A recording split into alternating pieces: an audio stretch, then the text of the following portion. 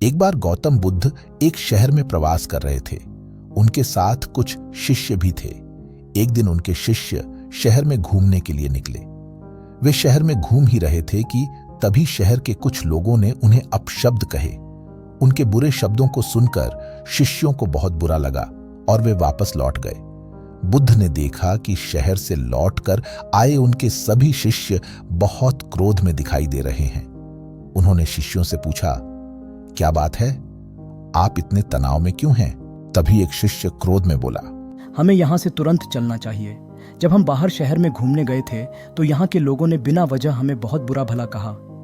जिस जगह हमारा सम्मान नहीं हो वहां हमें नहीं रहना चाहिए। बुद्ध ने कहा, क्या किसी और जगह तुम अच्छे व्यवहार की अपेक्षा रखते हो? दूसरे शिष्य ने कहा, इस शहर से तो अच्छे लोग ही नहीं हैं। हमें यहाँ रहकर निंदा और अपमान ही मिलेगा।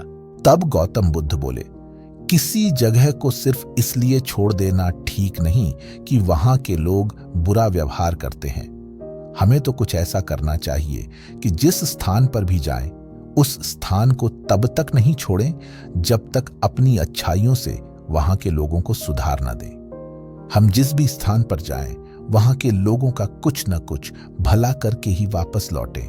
बुद्ध ने कहा, जिस प्रकार युद्ध में बढ़ता हुआ हाथी चारों तरफ के तीर सहते हुए भी आगे बढ़ता जाता है, ठीक उसी तरह उत्तम व्यक्ति भी दूसरों के अपशब्दों को सहते हुए अच्छे कार्य करता रहता है।